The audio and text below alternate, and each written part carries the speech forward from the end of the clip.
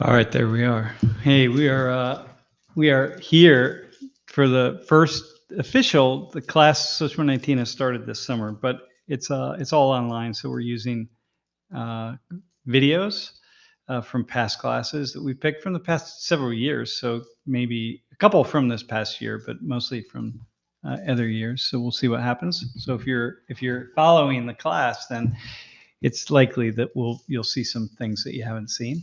And I'm going to hop on to just respond to various questions and just have some conversations about different things. We'll see where we go. Here's some of the class. These are some of the lecture videos that we selected. I say we, Jeff and Julie has selected, and some themes that we're doing. It's a 6-week course, so it's good. Feels good. It's fun. It's broken into 2 sections. One section is just purely online. It's about 85 students, and then there's another smaller section of 24 students who meet. They also take the online course, but in addition, they meet with me for 2 hours a week on Wednesdays. I just met with them a little bit ago, and they're all 18-year-old. They're freshman students. I guess they're all 17 or 18, and it's 23 men and 1 woman. It's crazy, and so we sit in a circle and talk. And it gives me a chance to think. First off, today they kind of got to know me a little bit. They've been watching lectures, but after this, I have a chance to just ask them questions and get a feel for what's going on in high school, like what's going on with folks that are just out of high school. So each summer I have the opportunity to do that, and it really kind of brings me into the just a feeling or into like the world as it is for folks. So that's pretty cool. But anyway, that's how that works. And but also, we have a big team of folks here uh, at at Penn State at both World in Conversation and Social 19. And so, if you follow the course, you've met quite a number of them. But one person you haven't met, I don't think, at all, is Alijah Rhodes, and he's one of our trainers. And he's also working with all the students this summer, facilitating dialogues and just kind of helping to keep the course running smoothly.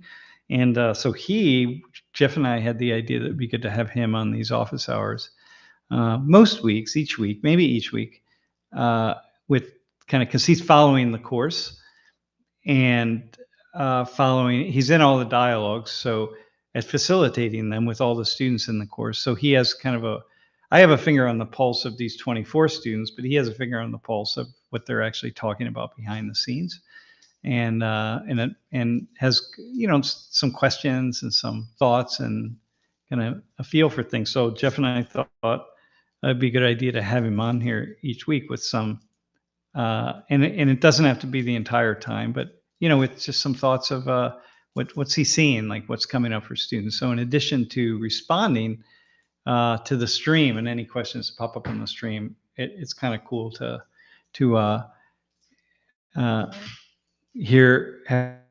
a lot in here in the channel and kind of being the mediator or the voice for students in the class. So anyway, that's where we're at. So Jeff, you can bring Alijah in, man. There you are, my man. What's up, Sam? There you are. Live from the other side of State College. I'm in New Hampshire right now, but I will be in State College New in Hampshire, a little bit. Yeah. But I just want to say thank you. I appreciate the intro. It's really cool to get an opportunity to work with you this closely, because you've always been like in the universe for me of World in Conversation, and like when I was in Social 19 for my junior year, which is crazy, the first time I ever took the class. And I was actually one of those. I told you this before, but I was one of the students that stood up, and you had to select. There was another gentleman and me, and one of them you were like trying to get the students in the audience to say like, who do you think is like gay based off of like appearance and features. Oh, and yeah. And you selected me. And, that was like one of my first interactions with you, which I'll never forget. Um, That's so awesome. fun. But That's yeah, pretty now cool. that You know, by the way, that's so funny because in today's class, students, these are 18-year-olds, man. You know, so they're not. They didn't really have it. They don't have a sense of who I am or what the class is. I mean, they don't know. They just signed up for class. But one question that somebody asked today is, "Hey, do you ever worry about offending people?" And my answer was, well, I can't say I worry about it, but I but I think about it. But most of the things that I say, once in a while I do offend people, or people say that I offend them, and sometimes I agree with them. But it just as often I'm like that's not offensive at all. They don't stop listening to TikTok, man. You know what I mean? yeah, Like like it's a thing, right? Like do you listen? Who defines offense in this world, right? 17-year-olds who are 18-year-olds who are listening to TikTok and getting their messages from that, or mhm. or like I don't know what I don't really know. But in any Yeah, case, that's really funny that you say that. it it makes me think about like when you say like who defines offense, and just for everybody, it's actually in, I think that's the week 4 or week 3 video that students are going to be Yeah. are watching this week, is like what's offensive.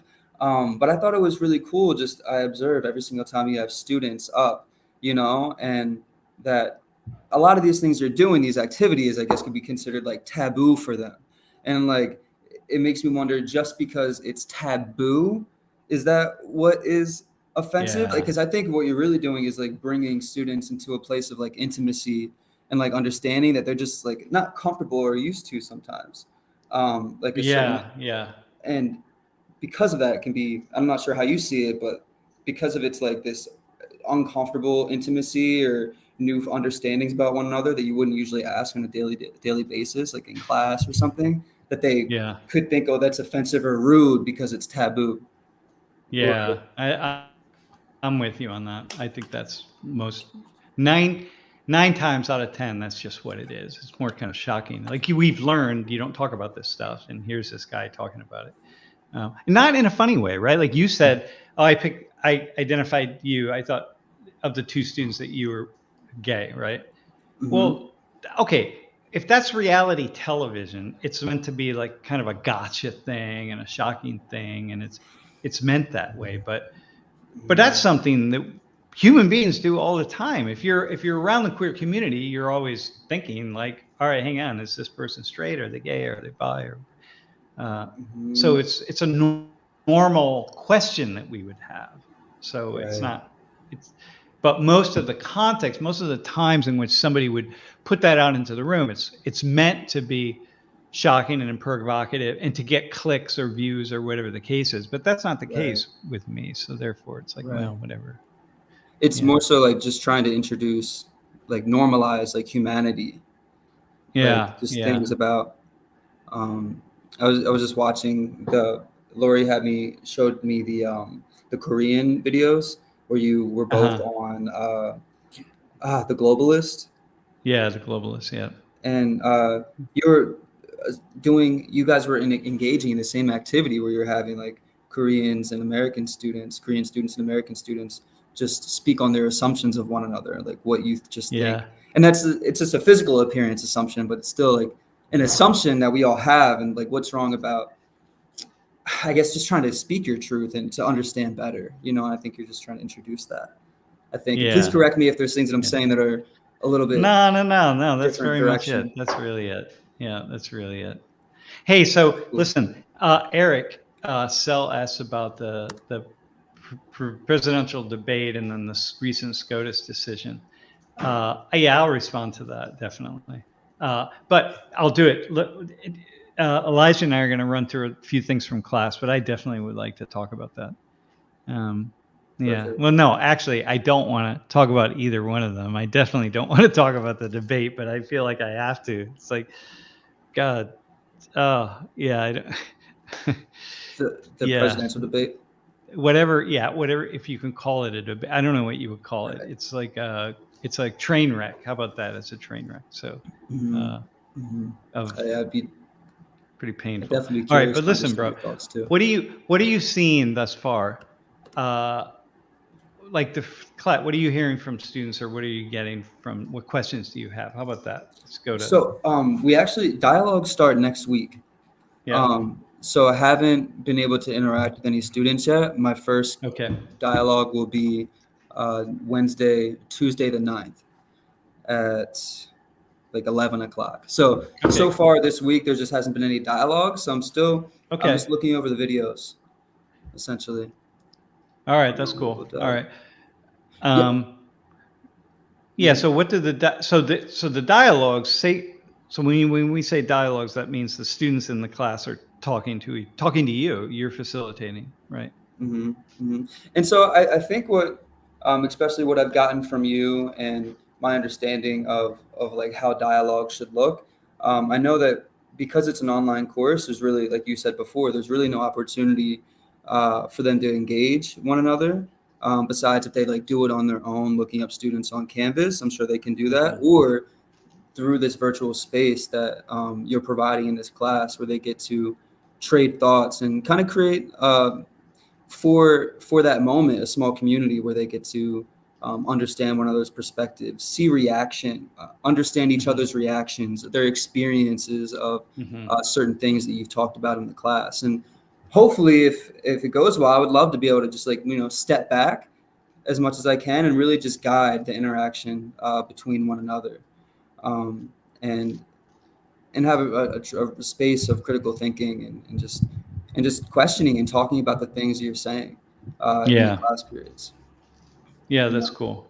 Yep, that's exactly what we want. It's what happens here on the stream, right? That there's a people, the chat, I should say, is a space for people to kind of kick back, but mostly it's unlike the dialogues. It's not really two-way with each other. I mean, it is just not in voice. It is in text, so it's harder to type, or it takes a lot more to really have a fluid conversation. But it's very much what that is. And in the chat, you're saying more so? Yeah, in the chat. Yeah. Yes. For sure. And hopefully we can just get the students to be like, I don't want to be the focal point. I want to make sure that they're engaging and asking others. That's cool. For sure. Do you have any things that just came up for you though? So a few questions that you would kick out there before we start. I definitely want to see who on the stream, what kind of things people have or what they're thinking about these days. But what do you have, a couple things that you would kick off? We have. Are you in terms of class? Because I do have some questions that we could. For each video. Yep. Go ahead. Yeah. Cool. Yeah.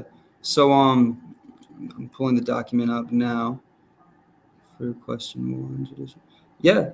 So for me personally, I was just curious, and for question 1 or for video 1, which was the Welcome to Social 19. There were times where you just gave insight that you were like working in the Middle East and you were doing a lot of work, and like you've worked with Iraq.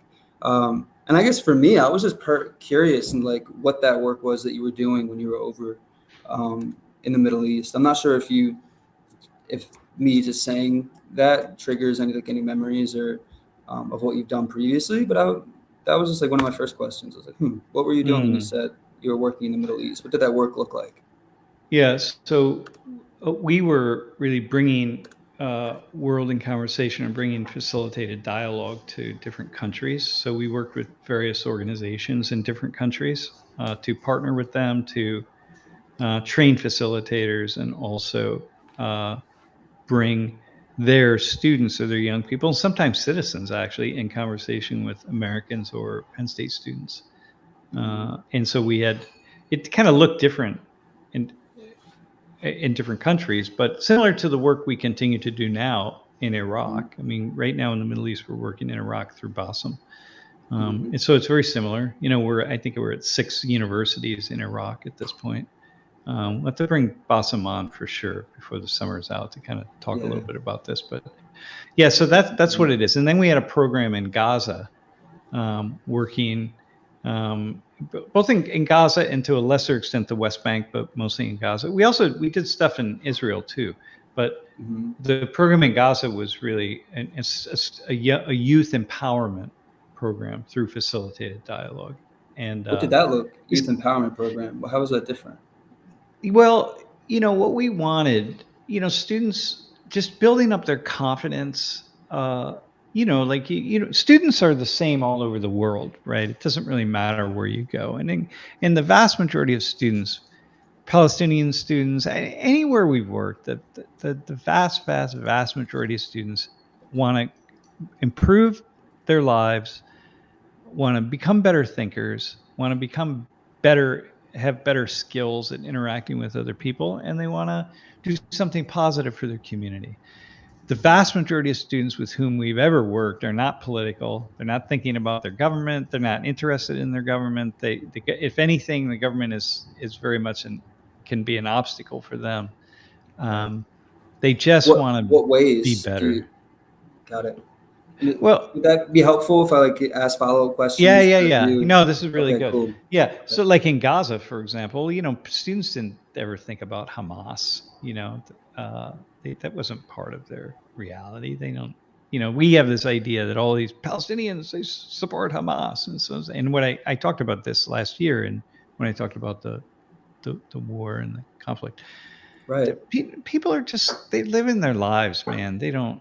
It's kind of like here. We can say how many people, are. It's I don't know. Yeah, it's not that people are. That's what I would say. So you're saying the narrative, for others, some people think that if you're in Palestine, if you're a civilian in Palestine, that you're just automatically somehow involved or tied to That's Hamas. Right. There's some narratives there, but in reality, it's just these civilians are just living their day to day, just like anybody else. And what obstacles would you say that these students are there challenges different? Would you say in terms of the government and Hamas?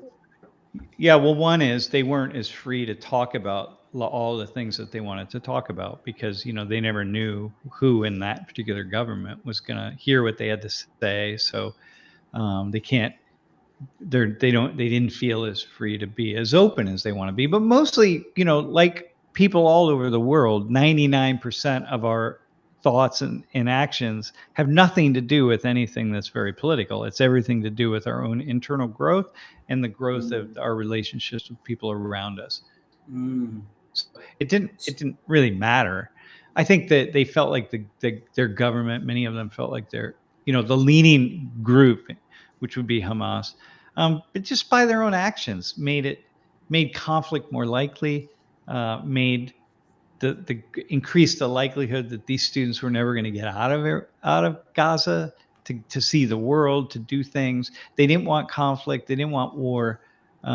They wanted to grow themselves, right? They wanted peace. They were afraid of Israelis, and the Israelis are afraid of them. And so then it becomes this thing where everybody's talking past one another.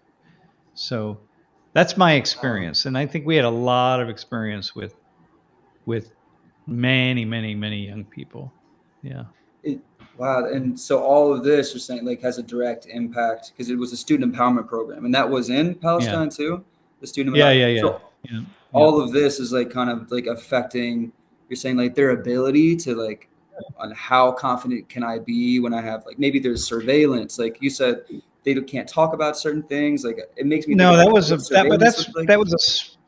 was more of a small part of it. The biggest part of the program though didn't have anything to do with their concerns. It had everything to do with their personal self-confidence. And so many students, especially women, were more shy and more reticent to really speak, to find their voice, to be a strong advocate. And we were helping to build leaders, people who really would be leaders in their communities and have a voice that helped empower other people around them to be the best that they could possibly be, right? And so, that was really that was a big part of the program as it was, right? And so, we were very much doing activities with them. Like, for example, just practicing English or speaking English, which people be reticent to do. But hey, talk to these students at Penn State and share your lives. What's your day-to-day life like? So just little things like that. It's just incredibly empowering. Just like when you American students talk to somebody in another country. It just the fact that you're communicating through Zoom with somebody and talking about your life and hearing about their life, it feels very empowering. Yeah. So that's what's a big, huge part of our work. I 1000% for me. Wait, your just microphone personally. is muted. Oh, it is. Yeah. Can you hear me now? No, you're still muted. For some reason, it doesn't look muted, but we lost Yeah. your. Maybe I lost your microphone. Let's see. You're not muted. That's Jeff, so can you weird. hear me? Just like going to. Sam, you lost his audio. Hang on. Can't anybody hear me now? I am rocking. Huh. Hang on. That's weird. Still nothing? Let me make sure my speakers are.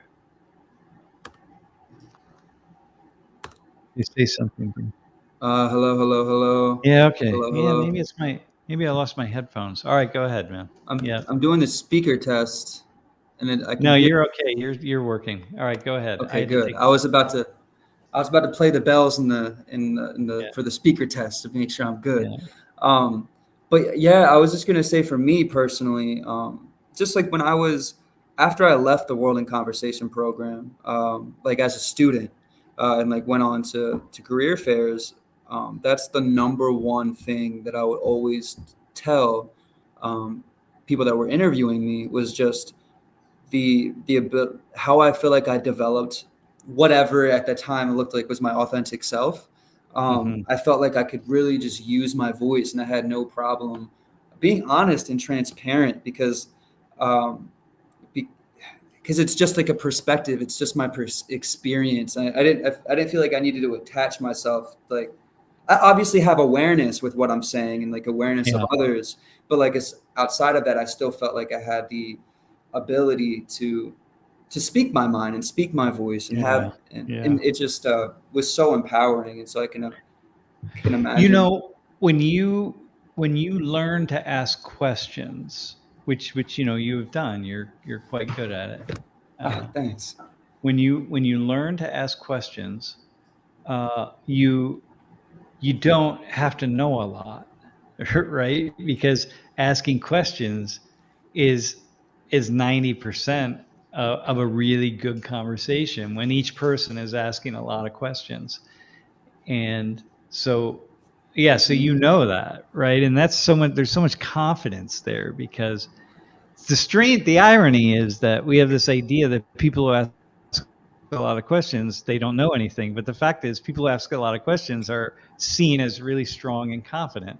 Yeah. And that's so interesting, because it makes me wonder if like, do you ever see a difference in like question asking or like curiosity, like the power of curiosity, just like in different places of the world versus like in the West? Or just because like I also see that, like I can imagine students, that's why it's like I assume that's why it's so taboo for students when they come up in the front of the classroom with you, because like it's deemed scary or weak, or I want to say it lightly, to be curious with others, When I have students in the front of the room, and when I have students themselves kind of turn the tables and they ask some questions, and it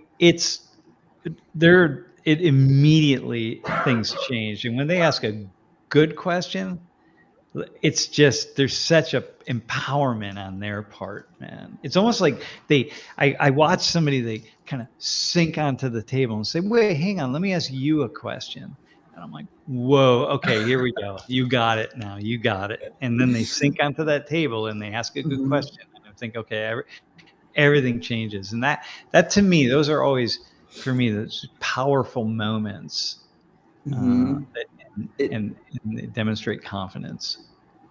It's so and for some reason you saying that brought me back to, we don't have to go down this path, but it just brought me to the video where like about wokeness and how you were like in the video you were like people my age, they're looking at your generations and they're like, oh my gosh, you are like, you're crazy, like this wokeness, you're crazy. But you're like, oh, if you sit down and listen to the students that are up on stage, they're actually very thoughtful, and like there's a lot of power from the curiosity and the thoughts that are coming from college students or from Gen Z or the late millennials, or because I'm a 96 baby. I'm a millennial. I think I'm the last one, and the rest after that is like Gen Z. Well, think about this, right? If you're flipping around on YouTube Shorts or TikTok or social media or something, Facebook, I don't know, wherever, and you come across young people who are asking questions, it's like if they're asking good questions, you sort of like, oh, what's this person asking? But mostly people don't create that kind of platform. Mostly you're more likely going to see young people who are telling everybody else how it is, right? Especially the more activist types. And so now you get to my age, and I've got this 20-year-old who's telling me how it is and how the world should be. And at a certain point, I'm like, okay, that's cool. That's you're 20, and that's how you're seeing it. And I think back to when I was 20, and I thought I understood something. But mostly I'm not entertained. I'm like, okay, that's So that's almost by someone's certainty, like just like there's so much certainty, you're saying, like, and from this like 20-year-old student, certainty is not very appealing, really. It's not very thoughtful. It's not very appealing, and it's not even very appealing when I see certainty among people my age, among academics, right? I think that is the thing that people oftentimes. By the way, I'm going to say this because people bring this up in the chat all the time. They were asking about. People always ask about what's his name? Peterson, Jordan Peterson. Oh, Jordan Peterson. Yeah. I finally realized people would be like, "Hey, what do you think of him?" And I realized, because I watched a number of videos of him, right? He's so certain about everything, has all the facts, so opinionated and so certain. And I think, how do you get so certain about anything? I'm not even certain about the best way to comb my hair. Should I part it this way or should I part it this way? I feel me too.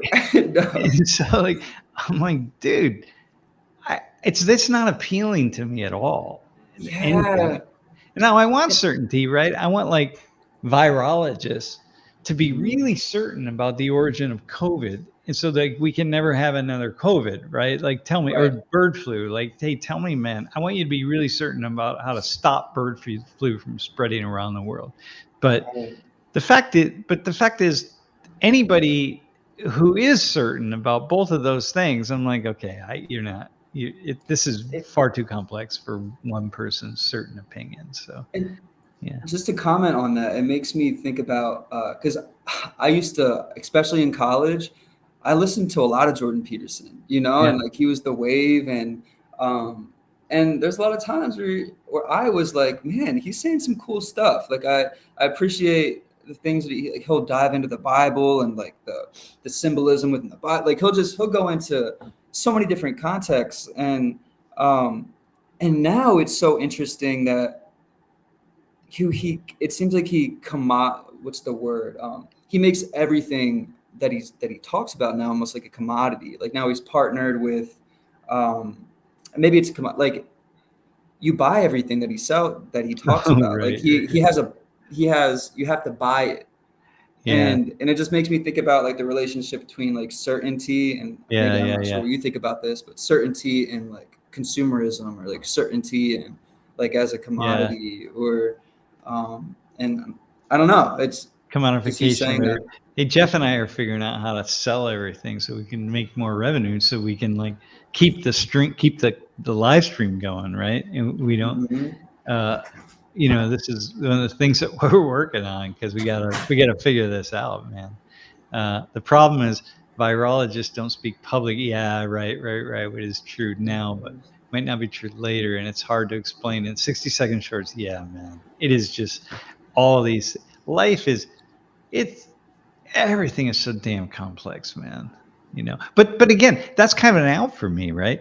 That I can just say like, it's too, oh man, but maybe I'm just not smart enough. So I don't know, maybe I just got to study more, but I don't think so. I think anyway, the point being, I'm turned off by, or I'm not interested in listening to people who are so damn certain about anything, practically anything that they're talking about, so, all right. So go ahead. Yeah. Okay. So I'm sure there's so many places I could go. So I'm just trying to doing my best here. But there's one, actually Jeff just highlighted it, and I was literally about to go to it. I hope that was a recent highlight, Jeff. But in one of your Social 19 videos, you said like you outwardly called yourself a moron. You're like and it made me wonder. Knucklehead. Yeah, knucklehead. Or and I was like, is this a declaration you'd like to see more people in our society take on, like this idea of just listen, man, I don't know everything, and I feel like we already kind of got your answer from that based on what you said, but I'm not sure if that question makes you think about more, makes you want to elaborate differently. Yeah. If not, I can ask another one. Maybe not a moron. I don't know. Maybe I did say that. Like, yeah, whatever. Okay, that Lori gets pissed at me when I say things like that. Okay, but knucklehead's a good thing. Knucklehead. We didn't say moron. We said knucklehead. All right, with a small K. Not a big K, a small K. Yeah, little. A tiny knuckle. Here, this one, and not like all of them. I think we would probably be wise, most of us, to have spend more time recognizing the things that we don't understand, and the ways in which it's here. Let me give you an example, right? So Eric Sell asked about the debate, right? So and the Supreme Court decision about immunity in the president and so on. So let me take on each of those, right? I'll just give you how I think about it. First off, I didn't really want to watch the debate, so I was really happy I was in Korea, and it happened at a time when I was not able to watch. Do you want to give any do you want to give any like context as to why you didn't want to watch it, or you just want to continue on? Because I knew it was going to be a train wreck, and it's just really depressing, honestly. Like, we're 330 some million people, and this is the best we can do with these two people. What makes something a train wreck? What makes it a train wreck? I knew that. First off, it's not a debate. Okay, so these two human beings. What we really want to know is what are you really thinking about things, and how are you thinking about these very, very complex issues, and what do we need to know about what your stance is going to be, right? That's what we want to know. Right. That's what I want to know, and that's what everybody should want. Yeah. But it's not that. It's just, it's blustering, and they set the format up so that, you're bluster. And you said bluster or luster? Bluster. Yeah. You're just like throwing stuff out. Right.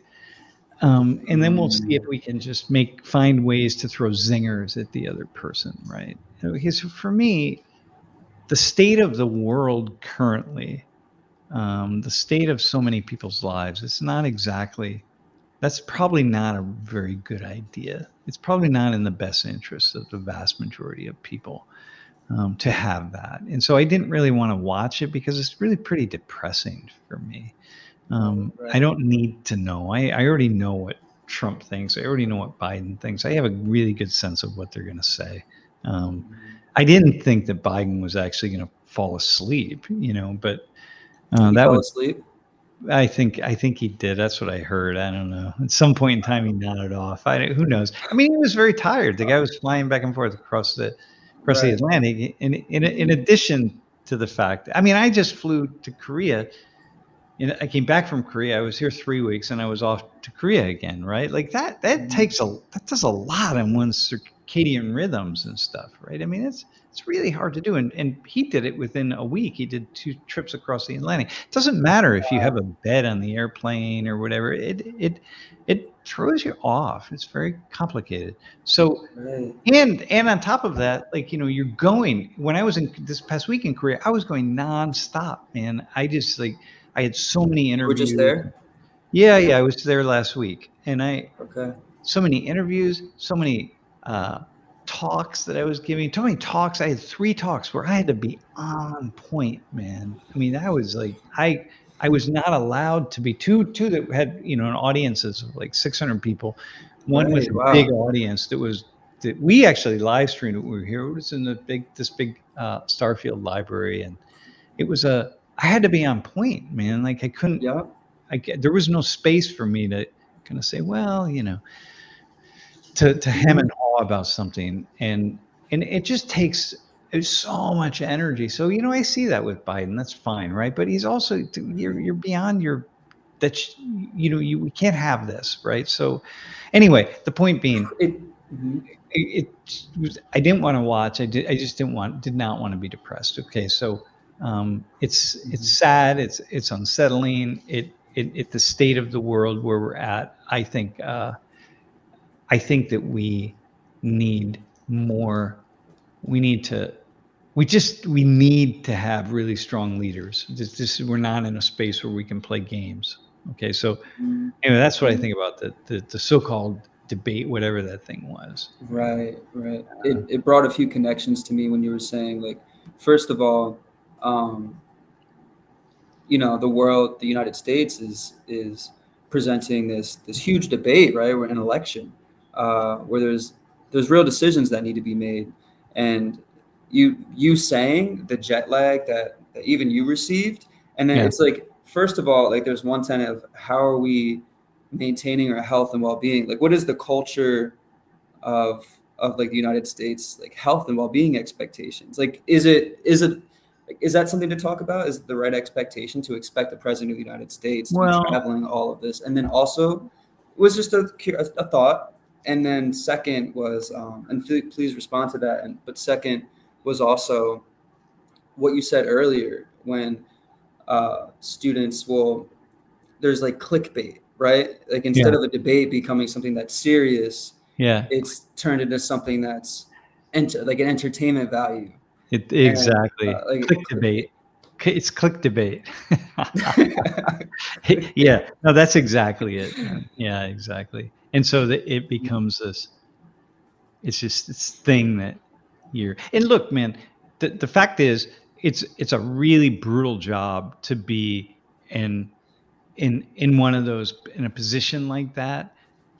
Like people don't, unless you're in one of these really high powered, and I say high powered, meaning you're in lots of situations where a lot depends on you being able to perform at a top level, right? And I've been around enough people who are like top CEOs and top, football coaches and whatever. Like, man, these people, when they're successful, many of them, most of them are successful because they're really good at performing day after day after day. Like, holy smokes, man. I can't do that, but I know what it means to do that. So for me, 1 week was, that was enough. Now I got to decompress for a week, go play some golf, go do whatever. And so we don't, and I'm like, okay, well, Biden could have done that, 10 or 20 years ago, but not now, man. I guess not what it is. So you gotta step back, and somebody else needs to do something. That's my take, right? So same with you're just old too. Go ahead. No, same with Trump. I mean, these guys are too old. Like you can't pull that off, man. You got to be on your game. Although the truth is, the system runs itself, right? I mean, so the president isn't the essential cog in the wheel. So, but it's symbolically, and in some things, it's really, really important. But the fact is, you have all these advisors that are making decisions for you. So Biden could literally get reelected and sleep for 4 years, and the country's still going to do most of what it needs to do, right?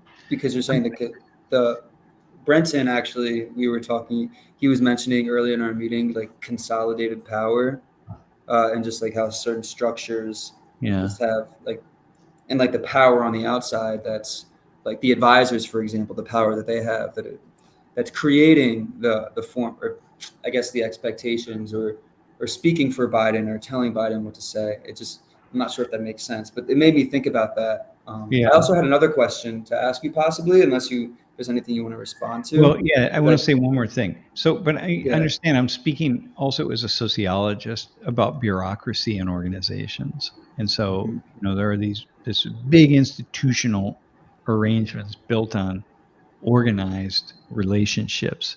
And if everyone's playing their role and doing what they're supposed to do, and they are, most of the time, then it's like, okay, well, everyone's doing everything has to happen. So it's like world in conversation. Lori can go away if things are humming along, Lori could go away for 3 weeks and the things are going to keep humming along because everyone's doing what they're supposed to do. Right. So that's how things work, right? And so at some point in time, you need things get stuck because you need the person in power above each person. They're going to have decisions that they can't make unless that person above them gives them permission to make it, right? And so if they can't make it, then all the energy gets stuck. It's like water going down a river and the beavers build a dam across it. Well, at some point in time, that's fine, but the water is eventually going to breach the dam because you gotta and then once that happens, then it's a problem, right? So you need leadership who are really active, but most of the time things can just kind of cruise along. And again, I'm speaking as a sociologist, right? So. Right. I was trying to completely follow there's two questions now. I was trying to follow the breaching the dam, what is the word? Analogy. And I was wondering if you had like a real life example for that, or just like an example that you were thinking of, or it made me earlier when you said the Palestinian students, who are like, a lot of times they're not thinking about what the government is doing because they have like their daily lives to focus on. And I'm not sure if you would think the same thing, like universally, just for all people and for those in the West. And you think, I think you said, I'm not sure if you said this, but the subculture is, or maybe it was an answer in my head that I was like, well, is it the subculture that is dominating like the way that people are thinking, and versus like the overall national culture, or and then you have the subculture under that system of culture. And it makes me wonder, like, what do you think? Is there something that needs to change about, I guess, subculture? How much does subculture play a part into? Well, I think in order for us to understand the world, what we really do is mediate the world reality, right? The reality of life. We mediate it through smaller groups around us, and so we sort of take out chunks of it. Right, we can't really understand everything, so we take out chunks of it, and then we mostly take out chunks of what? Chunks of truth, of information, right? Small partitions of information, and so then the subcultures become involved because we're gonna surround ourselves with certain people who mostly think like we do, and the positive part of that is it allows us to make sense of how the world is operating, because I've got support from this group of people around me that mostly see the world in a way that I can understand. And you're not completely upending your life every day. You believe in something. Like, I believe, okay, I've come to the place where I believe masking, when there's a virus, masking it mostly works, does a good thing, it's mostly good, so let's do it, right? Now, maybe the truth is that, okay, it really doesn't help at all, but I've come to this conclusion that it does. Okay, so every day I can't be going, should I mask, should I not mask, should I do it? I can't do that with everything. Should I eat high fatty foods, or a high fat diet, or a low fat diet? Should I eat steamed vegetables or grilled vegetables? Because I read that one is better than the other, and I should really know. It's like every single damn thing, right? So I surround myself with these subcultures, with people who mostly think similarly, and then it's like, okay, let me just operate this way right now, right? And that's where it helps for all of us to mostly be around other people who are largely on our team, so to speak, right? Right. Yeah. And then we get, Go go ahead. ahead. Go ahead. No, you go No, ahead. it just makes me fast forward into thinking, okay, now we have teams, and now we have Yeah. Yeah. like this Yeah. possible like polarization, or Yeah. and and I'm just like wondering now, like if we have subculture, like where does local government play into like how subculture is, Yeah. Yeah. Yeah. you know, Yeah. Yeah. and I don't Well, know. the problem with the teams becomes when you start to really identify strongly with that particular subgroup or subculture, and then you start having a team experience. And once you have a team, you only develop a team when there's another group of people who you're in some kind of competition with, because that's the nature of a team. You can't just have one team. The team has to play against somebody else, right? That's the nature of the analogy. And so there'll be multiple teams, and so that naturally pits you against somebody else. And then once that happens, then they're your opponent, and that makes you kind of, now it's not just, I think masking is a good thing. Well, there's another group that thinks it's not a good thing, or it doesn't matter. And then, okay, well, now you think it doesn't matter. So I go from thinking, well, I think it's a good thing overall, positive. Suddenly, before I even realize it, I'm saying, no, it's the right thing. It is a good thing, and it's the right thing. And then, so now you develop that, right? The other team, it's fine if you're just scrimmaging, right? It's like you have Mm, softball teams, and you're just going to play a scrimmage, but eventually you're going to play a competitive game. And if you could just keep it at the scrimmage level, then we could all just agree to say, like, yeah, you think this, I think this, like, all right, good, because at some point the stakes become real, or yeah, they've always been real, or yeah, they become bigger, they become something else. Yeah. something else. Maybe So not here, bigger, let me give you an something else. example. So Yeah. the POTUS, no, the SCOTUS, right? The Supreme Court decision on immunity and Trump, right? So now, the progressive, the more conservative side is like, hey, this is really important. It's really valuable. You can't be going after the president. You got to give them some level of immunity and so on, right?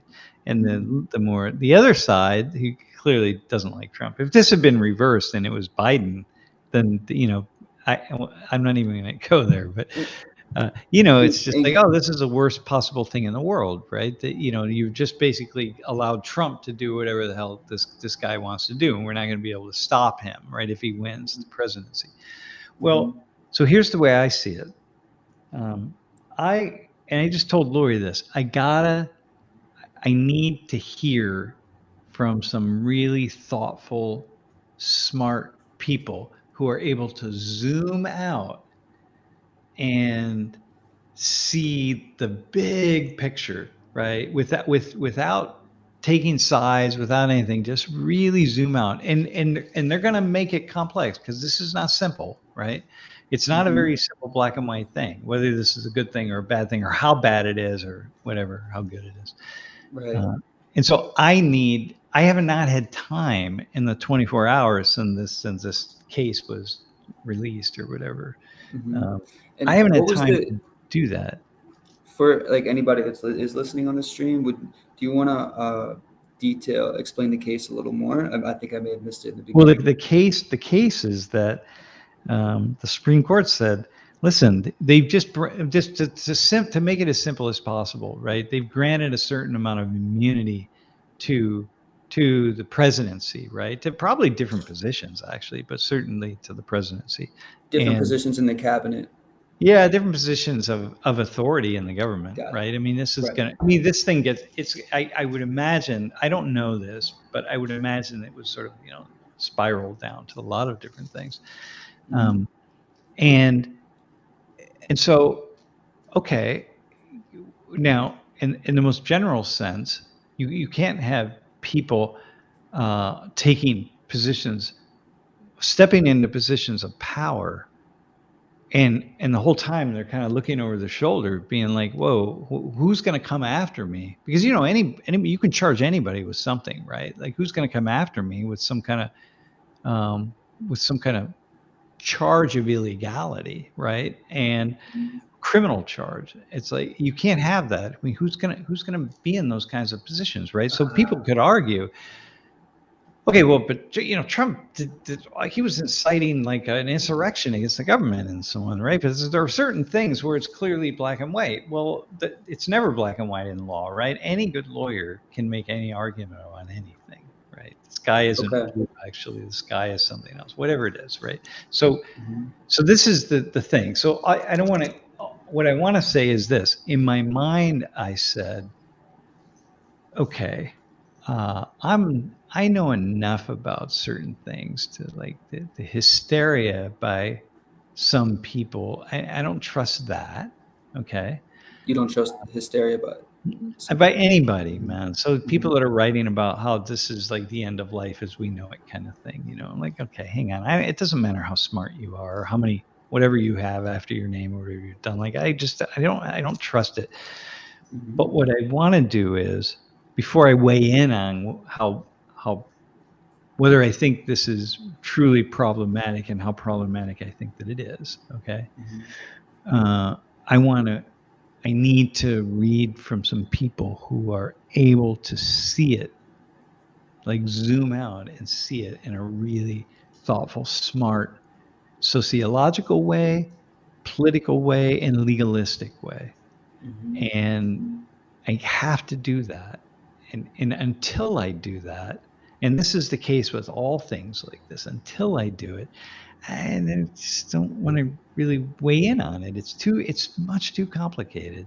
And once I see one person who's really smart going like, hey, this is not that big of an issue, then I say, okay, now I really got to dig further, because that person could be wrong, right? Completely wrong, but mostly in the world of law, it's like kind of the world of microbiology or sociology. Things are. I don't trust my own initial judgment. Yeah, and you're speaking in the case of like So those wanting to wait, hang give on. So immunity. Eric, yeah, here, Eric put this up. Jeff, put up Eric's comment about come to a general. Well, it won't even come to a general conclusion about the morals and ethics of leadership and the person. No, that I can come to a conclusion by. I think that it's not a morality that I support, right? It is not and by morality, I mean the sense of what's right and what's wrong. So it's not one where I could support it all. I think I think this guy is a very troubled human being. And I think he brings trouble out into the world. And I think he brings a divisiveness, which is opposite of what I would support. And I think the people who do support him, many people are saying, no, but we need that divisiveness because we have to really radically change the system. And I'm like, radically change the system is very, very, very dangerous. And I was watching the movie Oppenheimer on my flight back from Korea, and this nuclear fission, where they didn't know if they would start a chain reaction that would just basically blow up the entire world, man. Like, they didn't know that when they started into this, and it was a question, right? And so once you start with that radical transformation of the system, which many people are saying we really need to have. First off, the system isn't nearly as broke as people say it is. Right. This is the problem, right? Right. Remember, it's always like whatever's on the front page of the newspaper is rare, because that's the point of it. The system isn't nearly, it's actually functioning quite well. And it was including when during the 4 years of Donald Trump, it was functioning quite well. And then the 8 years of Obama and the 8 years before that of George W. Bush. And it just one after another, right? So I feel, for me, Trump is not a morality, just a moral code. That division, and really sowing division and turning people toward the negativity. Now, Biden does this very similar thing, right? In a different way. But what's that way that you see? how he Yeah, does it? Or if you want to answer that. yeah. It's a similar kind of divisiveness of like just just pushing away anybody who doesn't think in the way that he thinks. But tr- tr- but there's just a meanness in Trump that I see. It's like, dude, come on, man. I can make an argument to, we got to fix the border. We need to address this. You don't have to be talking about the criminals and the thieves and all the horror, because that's just not the case. And all you're doing is you're sowing hatred and anger and animosity and enmity. You're And you're sowing. defining people, like you're Yeah. defining people that have. But continue. But so is Biden. Biden just does it in a different way. It doesn't seem as though he is, but Trump has a market on that shit, man. So like Yeah. that's my yeah. I wouldn't. I'm not a. I'm not. I'm just. There's a certain moral, but people that support Biden, they love the guy. People that support Trump love the guy. I'm not a fan of either one of them, actually. Right. So, and I'm not a fan of the discourse. I think Trump sounds meaner than Biden just because he has a stronger voice and he uses certain coarse language. Biden is just doesn't use the same language, so it doesn't come out in the same way. That's my yeah. And Yeah. you showing hatred. That's probably the best way I could say it. So, Yeah. I did this class last year with Julie when Julie was here. It was during the summit in the fall of 2022, and we called it "Not Fun and Games." We might be using it this year. I think we might actually be using it this semester. And it really was about looking at revolutions around. We had a conversation. It was Julie talking about Colombia, and I forget who was talking about Iraq. We were just talking about revolutions, and I was kind of putting a bunch of quotes up or talking about a lot of things that Americans are saying about we need to radically change the system, and people who are ready to take up arms to make it happen and stuff. And I'm like, dudes, you don't want a revolution, man. And they were talking about each of their countries, going like, you don't want this. This is not in your interest. You need to stop with the hate and the divisiveness. This is not going to get us anywhere. And so, yeah, so this is just so not fun and games. This isn't fun. You're not going to go out and play army with your guns. Yeah, I got my guns in my basement. It's like, dude, you get to the place where you're going to take those guns out of your basement and your gun cabinet, and you're going to go patrol your neighborhood, you're screwed, man. That is not the world you want to live in. So this is this thing, like, yes, it's just a problem for me. So I don't like that. I don't like that stuff. Yeah. Wow. You said a lot. It makes me think. I'm wondering.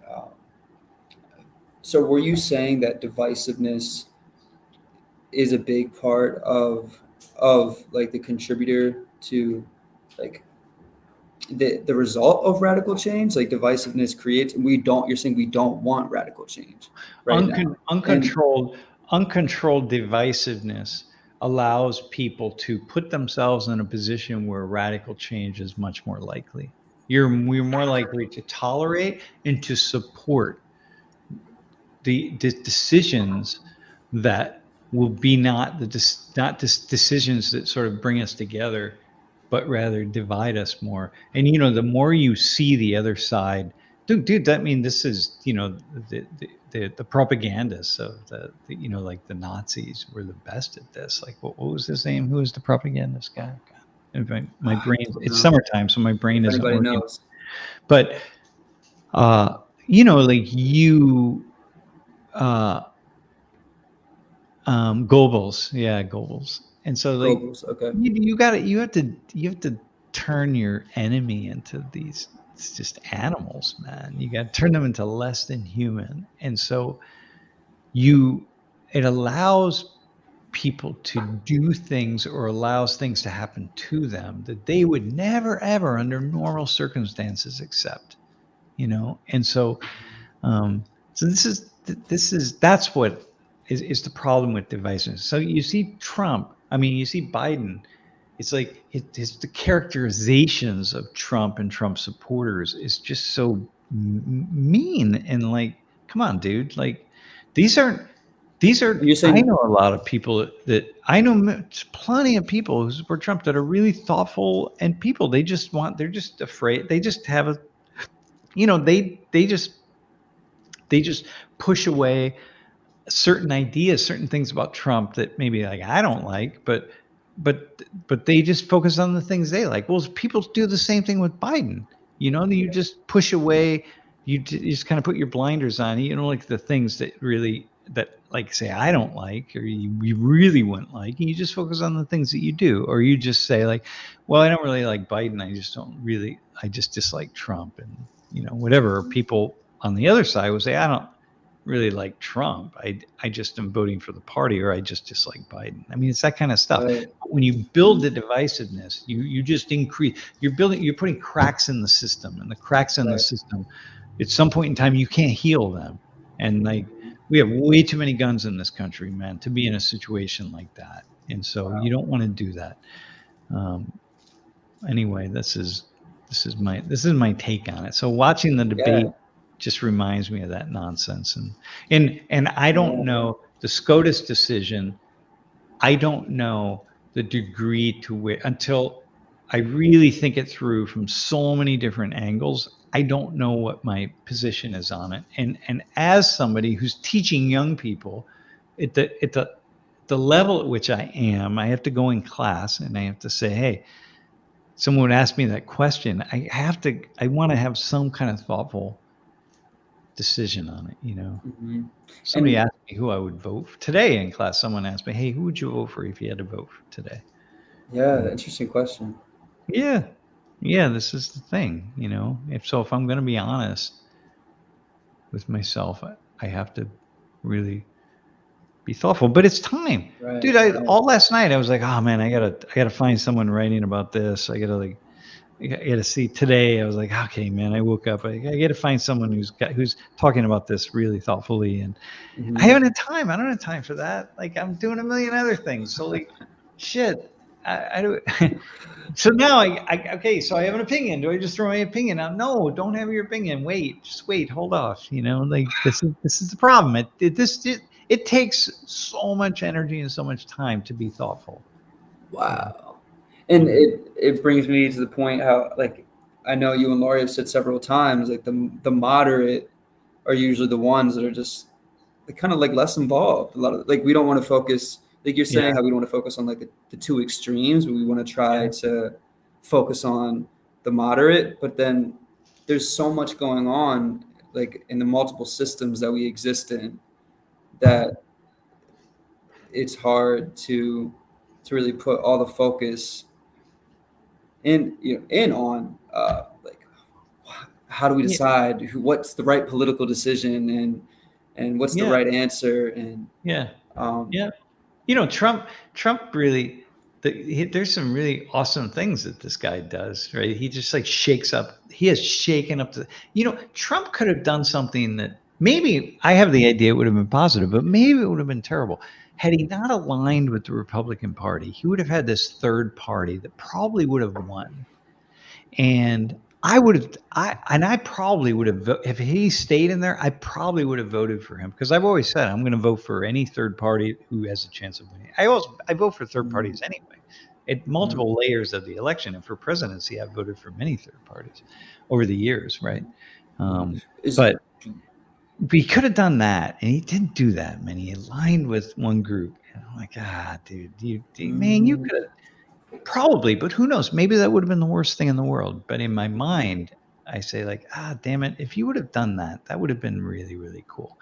And then Trump, he would have gone forward in a much more thoughtful way, because the two sides would have tempered him in a way, but he would have pushed for a lot of things and would have been able to make a lot of things happen against the worst leanings of the Democrats and the worst leanings of the Republicans, and probably would have, you know, but who knows? I don't know.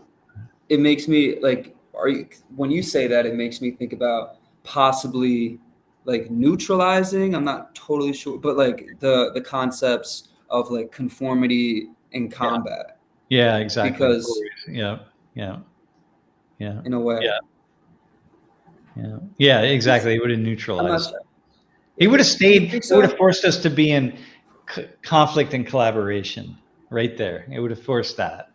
Yeah. As it turns out, it was conformity and combat. That's where we're at right now. And so see here, even on the chat, people listening to this is like the audacity that I wouldn't, by some people, that I wouldn't just come out completely against Trump, right? It's just like the audacity. How can you not do that? On the other side, the audacity that I could not come out completely against Biden. Like, how can you not support Trump, and how can you support to not condemn Biden, with all of everything? Like, so for me to be in the middle, not to be in the middle, but to just be saying, listen, I can't engage at that level, right? Like, that's not what I do. What I do is I'm a professor that teaches 18-year-olds. 18-year-olds do not need me today to answer that question. Who would you vote for today if you had an opportunity? That's what they ask. I have 24 18-year-olds in this classroom. They do not need me to come in and tell them who I'm going to vote for. What they needed was for me to say, like, hey, this is a really complicated thing if you're going to be serious about it. Right. And I gave him a couple things, but I didn't answer the question. And but I answered the question by telling him, how complicated many things are. So that's my job in the world. Yeah. Right. It sounds like, that's really cool to hear from your perspective, just trying to relieve them of the pressure of needing to choose a side, and like to understand. And it sounds like you're trying to like guide them through the stakes of, I guess, of what happens when you're really just like choosing a side. You're like, hey, it's not about like the side that I'm choosing, but if we zoom out, and like something happens when you zoom out. I see you thinking, so I'm not sure. No. Well, I'm thinking, no, I like that. I'm looking at what Eric just put up. I guess we're not Go going to ahead. address the absence of checks and balances. No, it's the weakening of checks and balances on the You're saying we need to weaken the checks and balance? Yeah, the Supreme Court. Listen, so here's the problem, right? Well, I just saw a thing recently, like, Thank so you, like Eric. how the votes are going in the Supreme Court, right? So you have these 63 votes. You have the 6 people who kind of lean more conservative. Though Roberts clearly he's as the Chief Justice, it seems like he's really playing a mediating role in recognizing, hey, he's much less so-called conservative than he was when he was first brought on, right? Because you got 3 people who lean liberal, 6 that lean conservative. Wait, hang on. Okay. Yeah, there we go. All right. And so it bothers me. Maybe it shouldn't, but I have a natural inclination to think 6-3 votes on anything at all, on any decisions, 6 of the conservative justices, 3 of the liberal ones, that's how they vote. It's like, that strikes me. I have this idea that good lawyers, good judges, people who would be on the Supreme Court you should not be able to predict ahead of time how they're going to vote on a certain thing. Like, they really should, and not as often as you can.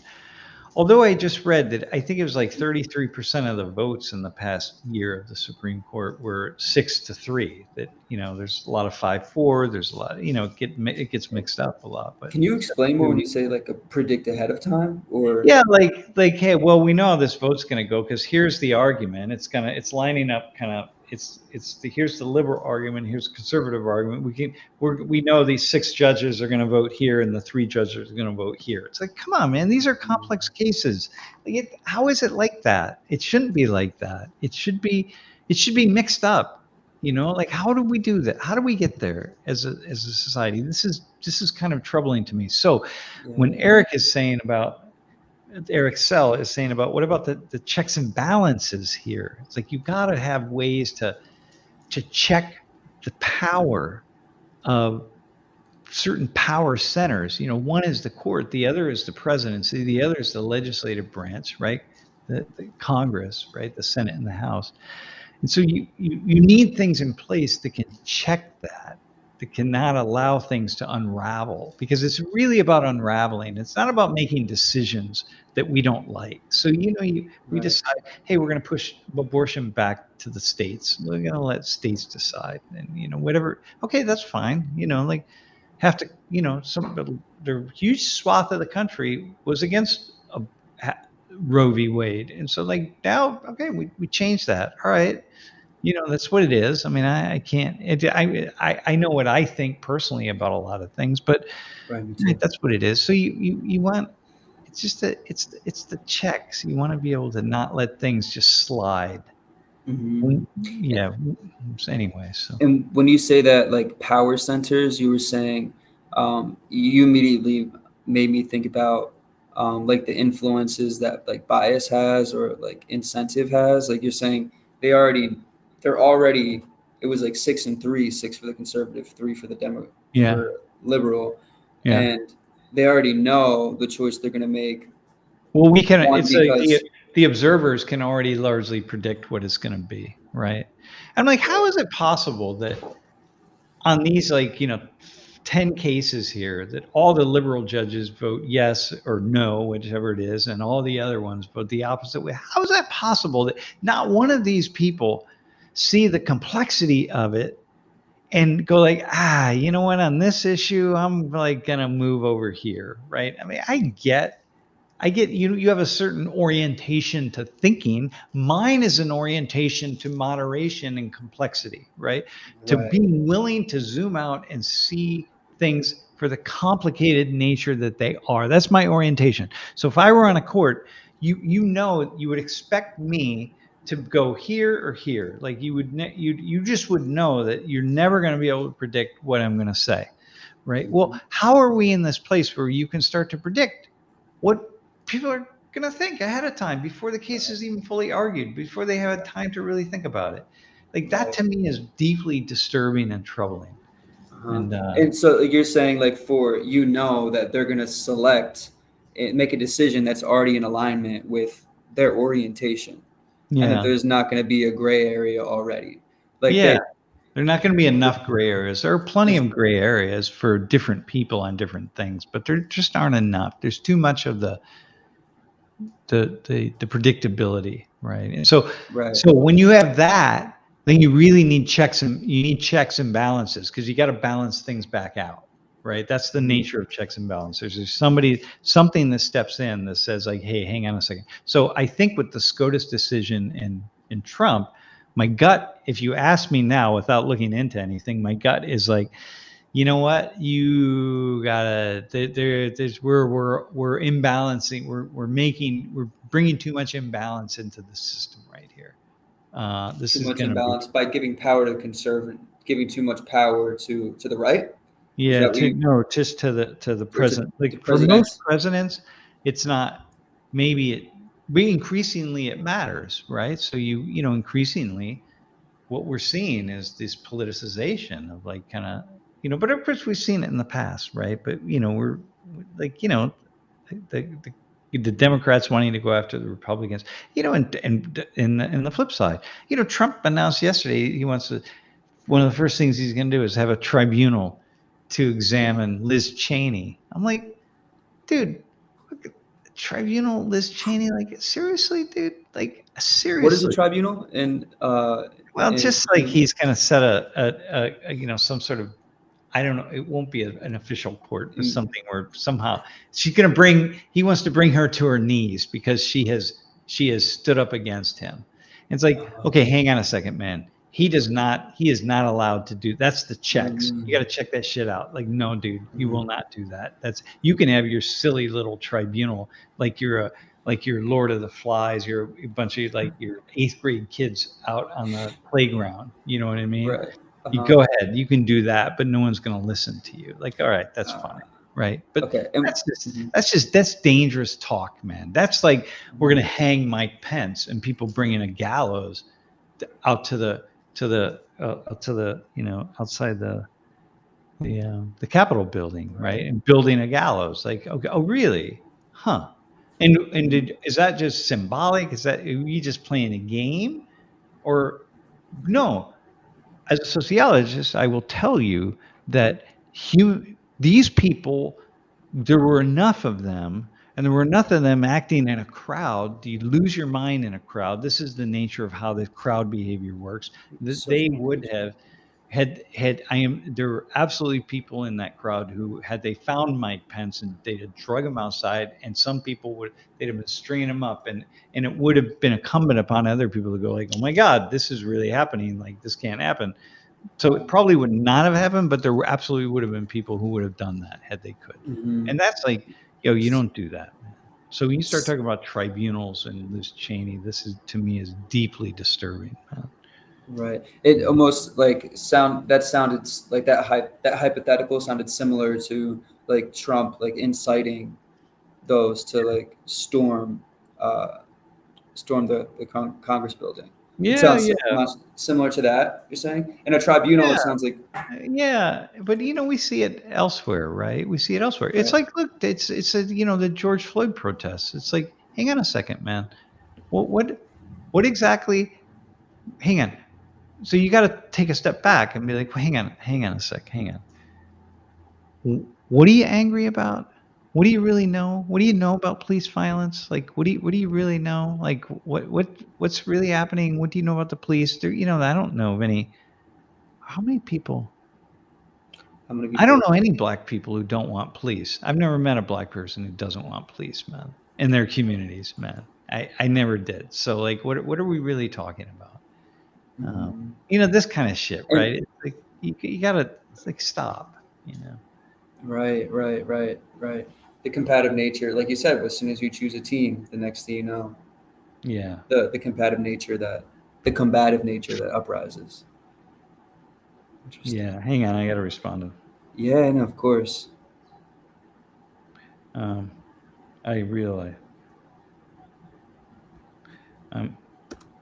realized that I forgot to respond to somebody about dinner tonight. All right, listen, man, I'm gonna pop out.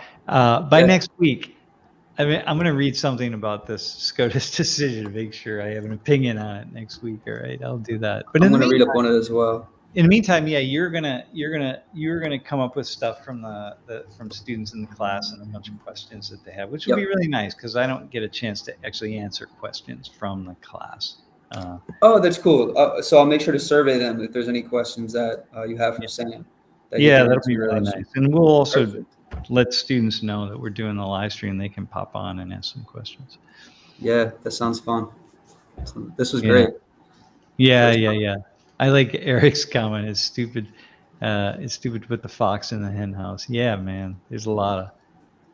People want that, but they don't really understand what it means. So you can think, I want my fox in the hen house, right?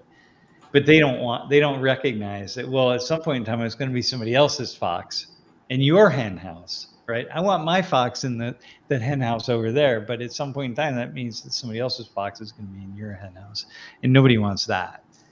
And by that time, it may be just we're so deeply entwined in problems that it's like, oh man.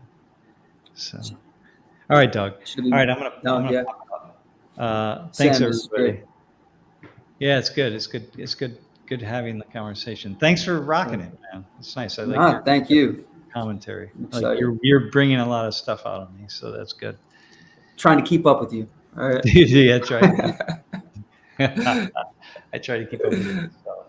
All right, man. All right, everybody. All right. We'll see you.